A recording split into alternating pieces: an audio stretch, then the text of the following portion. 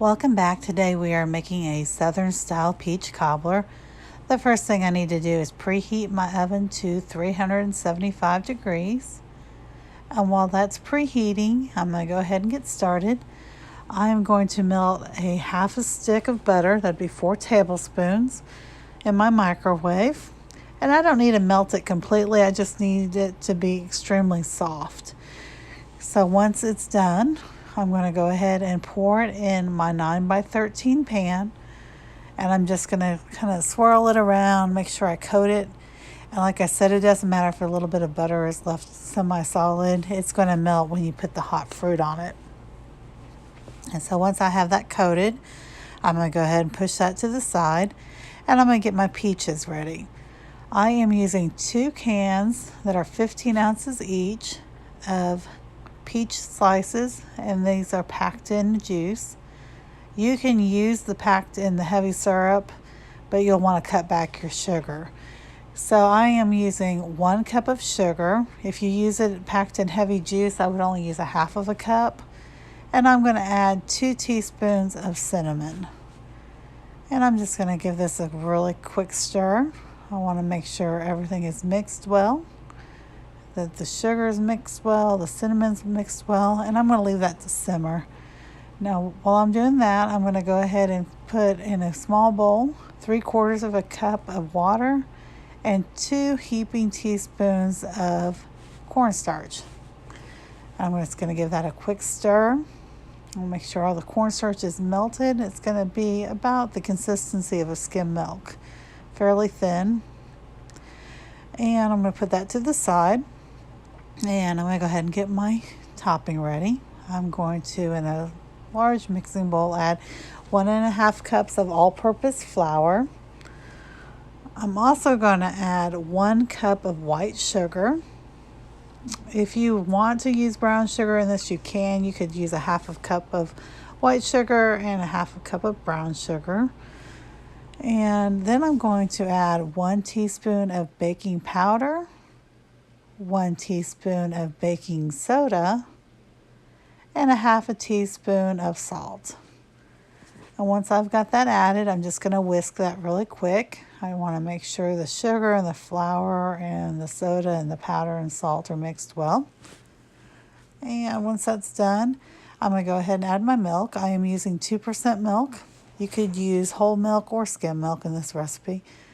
And once I've got 1 cup added, I'm just going to give it a quick stir. I want to make sure that the dry ingredients are wet. Now it's going to be fairly thick at this point, and that's okay. We're going to thin it out a little bit more. I'm going to go ahead and add another half of a cup of milk. And once I've got that added, I'm just going to stir it really well. I just want to make sure all the dry is wet. And once that's done, I'm going to add my last ingredient, which will be vanilla extract. I'm going to add 1 teaspoon of vanilla. And then I'm going to give it one last stir. This is fairly thin. It's going to be about the consistency of a pancake batter. You see how it kind of drizzles off the whisk? That's what I want the consistency to be. Now I'm going to finish up my peaches. These have come to a nice boil. I'm going to stir my slurry real quick, and I'm going to pour this in. This is going to thicken it up really nicely. So I'm just giving it a good stir to make sure I get the cornstarch mixture mixed well with the fruit. And I'm going to let this simmer about 2 to 3 minutes to come to a little bit of a soft boil. And I just want this to thicken up nicely. So you see how it's kind of thick and it looks so delicious. And I'm telling you, it smells amazing. So I'm going to pour this in my buttered pan. I'm going to make sure I get all the goodness out of there. I don't want to leave anything behind. And once I've done that, I'm going to go ahead and spread my fruit out. I want to make sure it's evenly mixed because you want a little bit of peach in every bite. And once I've done that, I'm going to pour my batter on top. It's going to kind of sink to the bottom, and that's okay. You're going to go ahead and just give it a real quick spread. Get all that goodness out. And once I've got that done, I'm going to get it ready to pop in the oven. This does not take long at all. It's ready start to finish, about 15 minutes. And it's going to go in the oven. Be careful, it will slosh around a little bit. And I'm going to bake this, for about 30 minutes, 35 minutes. You're going to kind of watch it. It'll start smelling really good after about 10 minutes. And there you go. This is what it looks like. I serve this with vanilla ice cream.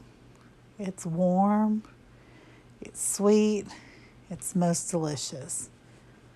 Thank you for watching.